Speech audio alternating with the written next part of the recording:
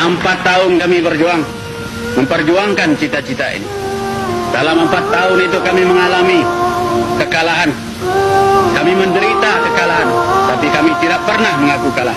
Kami senantiasa menyimpan dalam jiwa kami cita-cita Indonesia merdeka, berdaulat, adil, dan makmur. Perjuangan yang 4 tahun itu dengan penderitaan yang tidak sedikit daripada pemuda-pemuda Indonesia datang dari seluruh daerah bangsa. Bukan saja hanya pemuda dari Jawa dan Sumatera yang ikut berjuang, tapi juga pemuda dari Maluku, pemuda dari Sulawesi, pemuda dari Kalimantan berkumpul dalam Republik Indonesia. Assalamualaikum warahmatullahi wabarakatuh. Perkenalkan, kami dari kelompok 1 yang beranggotakan 4 orang. Yang pertama, Yunda Laila, Zakiyat Nurul Latifah, Rijal Arifin, dan Muhammad Sansan. Di sini kami akan menjelaskan tentang pergerakan kebangsaan Indonesia. Kebangkitan bangsa Timur.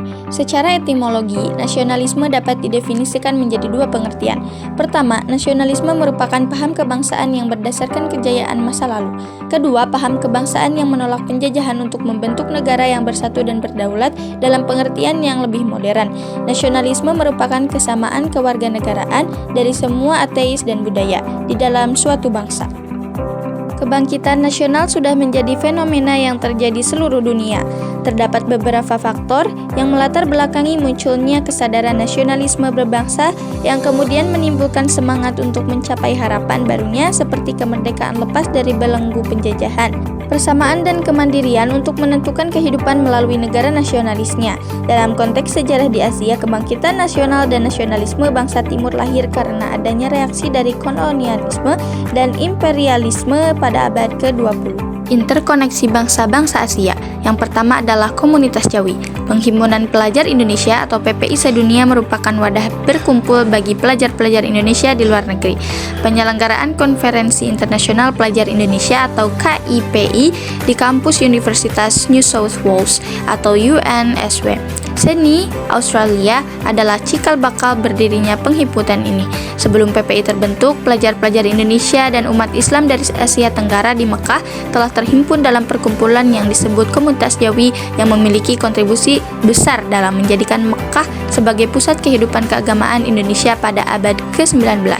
Pembentukan Komunitas Jawi terus berlanjut hingga kedatangan ulama Jawi di abad 18, yaitu Syekh Abdul As-Somad Al-Palimbani, Kemas Fakhr, Ad-Din Asy-Syihab Ad-Din, dan Muhammad Arsyad Al-Banjari. Yang paling berpengaruh adalah Syekh Abdul As-Somad Al-Palimbani, kelahiran Palembang. Kitabnya yang paling terkenal, Kitab Al-Fadail Al-Jihad, berisi tentang kewajiban umat muslim untuk menjalankan perang suci melawan kaum kafir, terutama kaum penjajah kolonial menurut Al-Quran dan Hadis. Kedua, Mahatma Gandhi. Inggris sejak lama menjadi penguasa India. Melihat kejadian tersebut, muncul tokoh nasionalis India sekaligus politikus dari India bernama Mahatma Gandhi untuk melakukan perlawanan terhadap Inggris. Mohandas Karamchand Gandhi lahir pada 2 Oktober 1869. Gandhi mempunyai senjata perlawanan yang khas yang disebut Satyagraha. Satya adalah kebenaran dan agraha adalah kekuatan. Satyagraha berarti kekuatan jiwa. Dia mendorong rakyat India agar melawan Inggris dengan kekuatan jiwa dan tanpa kekerasan. Realisis gerakan Satyagraha secara besar-besaran terjadi pada tahun 1906 dan 1908. Ribuan orang India dengan sengaja melintasi Transvaal atau perbatasan tanpa sertifikat dan juga berdagang tanpa izin pada tahun 1908. Sebagai pernyataan damai tentang hak-hak mereka yang telah dihapus, mereka dengan sengaja melanggar peraturan yang ditetapkan oleh pemerintahan Inggris. Akibat gerakan tersebut, Gandhi ditahan. Ia juga mengajak melaksanakan Swadeshi, yaitu rakyat memakai produk asli dalam negeri dan memanfaatkan kekayaan alam sendiri agar tidak bergantung pada Inggris. Yang ketiga adalah Sun Yat-sen. Sun Yat-sen lahir pada 12 November 1866 di Xiangshan atau Guangdong, Cina Selatan. Ia menempuh pendidikannya di sekolah misionaris Inggris yang berlokasi di Hawaii selama 3 tahun. Kemudian dilanjutkan di sekolah Amerika, Oahu College, tahun 1886. Ia mendaftar sebagai mahasiswa sekolah kedokteran dan lulus pada tahun 1892. Sun Yat-sen sangat ambisius membuat perubahan bagi Cina dengan menggulingkan dinasti Qing yang sangat konservatif. Sun Yat-sen mendirikan organisasi bernama Revive China Society atau Xinjiang Hui yang menjadi cikal bakal kelompok revolusioner rahasia yang kemudian dipimpin oleh Sun. Dia juga mendirikan Liga Persatuan yang kemudian menjadi Partai Nasional Cina, serta melakukan propaganda melalui jurnal rakyat, Minbao. Dia menuliskan idenya tentang 3 prinsip rakyat, yaitu nasionalisme, demokrasi, dan penghidupan rakyat. Teori revolusinya yang mengidamkan berdirinya suatu negara dengan bentuk republik demokratis dikenal dengan istilah Sanminchu. Setelah melewati masa pengembaraan selama bertahun-tahun dengan tetap melakukan perjuangan menggulingkan dinasti Qing dari luar negeri, Sun Yat-sen kembali ke Tiongkok dan melakukan gerakan revolusi yang membawanya menjadi pejabat presiden pertama Republik Tiongkok pada tahun 1911 sampai 1912 dan 1923 sampai 1925. Yang keempat adalah Jos Rizal pada 1861 sampai 1896. Adalah seorang reformis Filipina yang sangat berbakat sebagai seorang sastrawan dan novel. Bangsa Spanyol telah menguasai negaranya sejak 1521. Jos Rizal adalah pelopor pergerakan nasionalisme Filipina. Karya-karyanya yang keempat adalah Jos Rizal pada 1861 sampai 1896 adalah seorang reformis Filipina dan sangat berbakat sebagai seorang sastrawan dan novel. Bangsa Spanyol telah menguasai negaranya sejak 1521. Jos Rizal adalah pelopor pergerakan nasionalisme Filipina. Karya-karyanya menjadi serangan tertulis terhadap Spanyol hingga ia dibenci oleh para penjajah. Semangat kebangsaan dan nasionalisme Jos Rizal semakin menggebu-gebu setelah melakukan pengembaraan intelektual ke Eropa sama 2011. 3 Juli 1892, Jos Rizal membentuk Liga Filipina di Tondo, namun tidak berusia panjang karena segera dibubarkan oleh pemerintah Spanyol. Sementara itu, pada 7 Juli 1892, karena dituduh penghasutan, ia ditawan di Font Santiago dan ia diasingkan di Dapitan selama 3 tahun. Ia sempat pergi ke Kuba, namun dikembalikan lagi ke Filipina pada tahun 1896. Ia dihadapkan berbagai tuduhan hingga harus dihukum mati pada 30 Desember 1896 di lapangan Bagumbayan. Semangat perjuangannya menumbuhkan sikap nasionalisme rakyat Filipina yang memunculkan pergerakan yang lebih radikal dari yang dia lakukan, seperti perlawanan Andreas Bonifacio dan perlawanan Emilio Aguinaldo. B. Munculnya embrio kebangsaan dan nasionalisme Indonesia. Selain kebanggaan pada kejayaan masa lalu, terdapat faktor lain yang ikut memengaruhi munculnya kesadaran kebangsaan atau nasionalisme, yakni agama Islam sebagai agama mayoritas yang sudah lama menjadi simbol perlawanan terhadap kekuasaan asing, khususnya bangsa Barat, penjajahan atau kolonialisme oleh Belanda. Pendidikan Barat telah melahirkan elit politik baru yang memiliki kesadaran bahwa mereka sebenarnya dijajah oleh Belanda. Volkskrant, lembaga perwakilan rakyat Hindia Belanda yang telah menumbuhkan perasaan senasib dan penanggungan di kalangan kaum bumi putra, sekaligus kesadaran bahwa pada dasarnya mereka sama. 1. Budi Utomo, lahir pada 20 Mei 1908, didirikan oleh para pelajar Stopia di bawah pimpinan R. Sutomo, berawal dari gagasan Dr. Wahidin Sudirohoso yang menjadi tonggak awal kebangkitan Indonesia.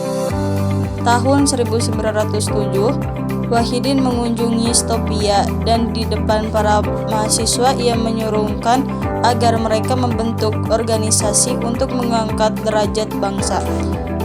Sutomo tertarik dengan ide tersebut yang kemudian bersama sejumlah pemuda lain mendirikan Budi Utomo Di Batavia pada 20 Mei 1908 yang menjadi organisasi pemuda pribumi pertama di Indonesia.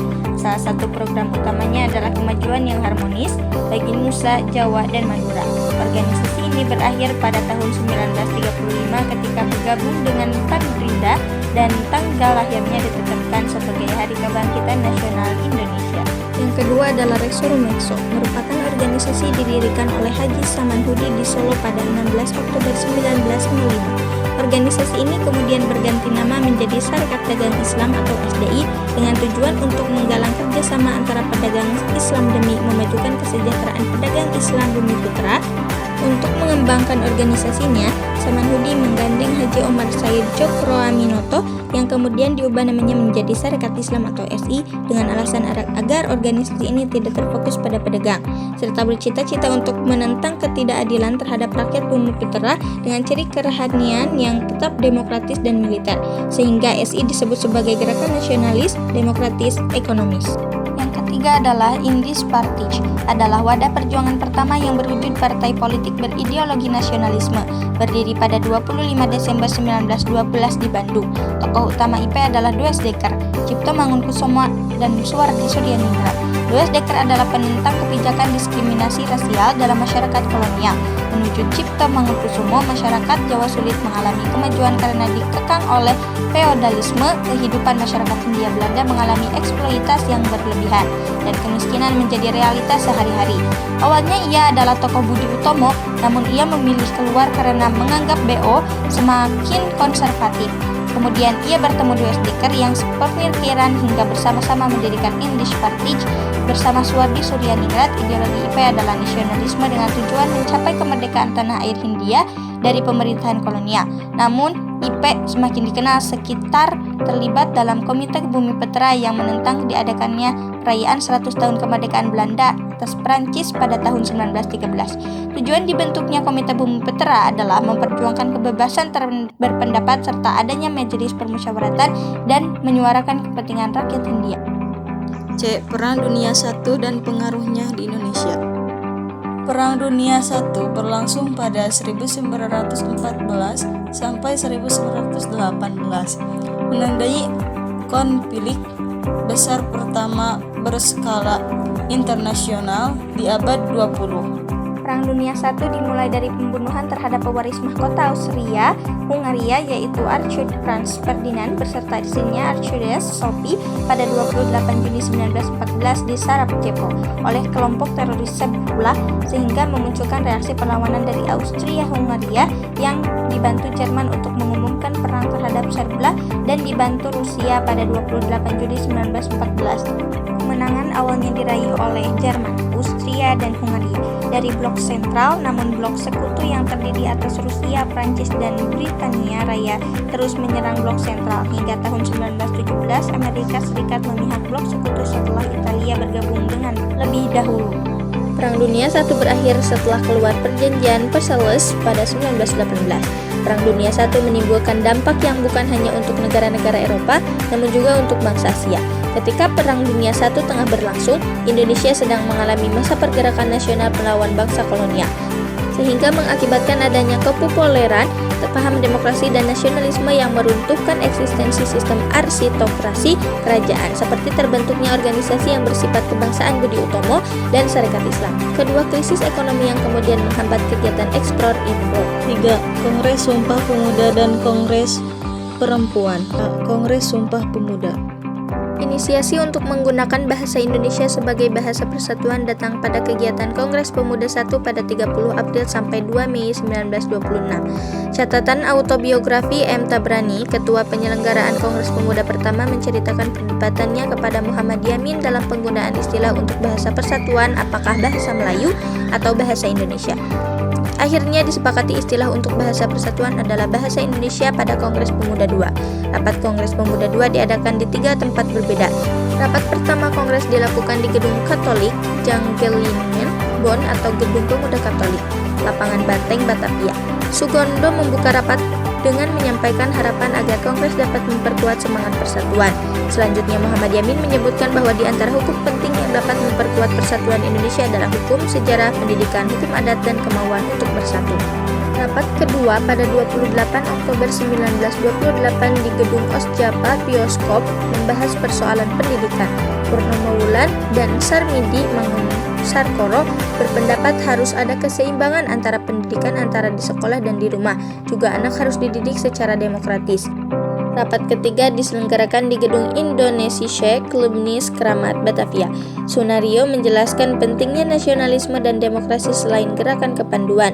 Ramlan menyampaikan tentang gerakan kepanduan yang tidak dapat dipisahkan dari pergerakan nasional, dan rapat ketiga sebelum rumusan hasil Kongres dibacakan, terlebih dahulu diperdengarkan lagu ciptaan Ward Rudolf Supratman, yakni Indonesia Raya, yang nantinya menjadi lagu kebangsaan Indonesia Merdeka. Ikrar Sumpah Pemuda sebagai berikut.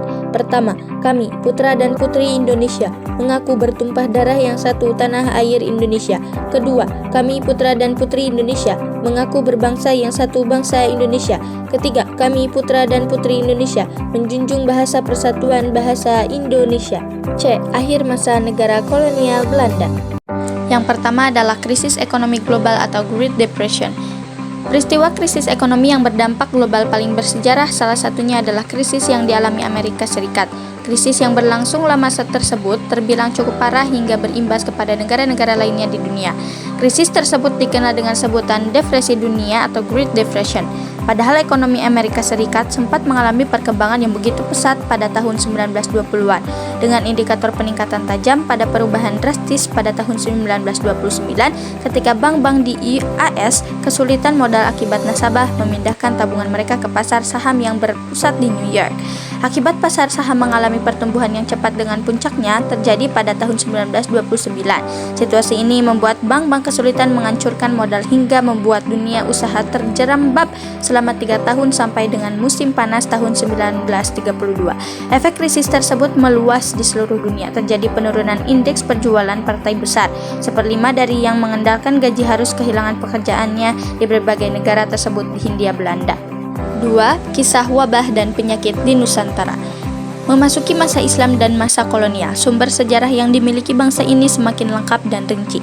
Bahkan sumber sejarah tidak hanya berasal dari dalam negeri, tapi juga dari catatan-catatan dan naskah-naskah asing. Sumber-sumber tersebut turut andil di dalam merangkai potongan-potongan kisah bangsa kita. Di dalam catatan para penjajah juga diterangkan kisah wabah penyakit yang pernah terjadi di wilayah Asia Tenggara. Di antara beberapa sejarawan yang menjelaskan hal ini adalah Anthony Reid dalam buku berjudul Asia Tenggara dalam Kurun Niaga 1450 sampai 1680. Dijelaskan bahwa hubungan perdagangan antar bangsa yang melalui jalur maritim dan perdagangan menyebabkan kemungkinan besar penyebaran berbagai penyakit. Sumber sejarah Portugis dan Spanyol juga menyebutkan bahwa penyakit cacar menjadi penyakit paling ditakuti di Asia Tenggara karena telah banyak penderita yang meninggal. Wabah cacar juga pernah melanda Maluku pada tahun 1558. Yang ketiga adalah Perang Dunia II, PD2. Pada tahun 2000 menulis buku berjudul History of the World War. Dalam bukunya ia menjelaskan bahwa Amerika Serikat memprotes dan mengkritik tindakan-tindakan dari Italia, Jerman, dan Jepang. Di sisi lain, Inggris dan Prancis justru setuju dan membiarkan Benito Mussolini dan Italia dan Adolf Hitler dari Jerman mengambil dan menguasai wilayah yang ingin mereka kuasai.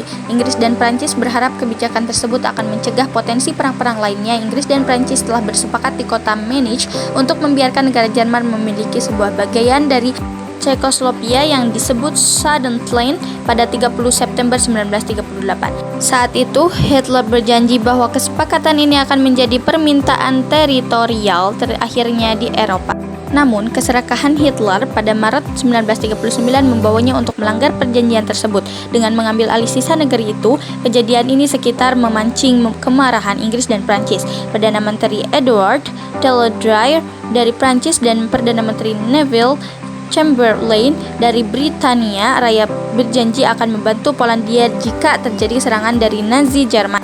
Di sisi lain, pada Mei tahun 1939, Italia dan Jerman menandatangani sebuah perjanjian untuk saling membantu dalam urusan perang. Hitler dan para pemimpin Jerman yang lainnya meyakini kekalahan Jerman pada Perang Dunia I karena harus bertempur di 2 front. Untuk mencegah pengulangan seperti itu, Hitler di Jerman dan Joseph Stalin dari Soviet bersepakat untuk menandatangani perjanjian non-agresi pada 10 tahun pada 23 Agustus 1939.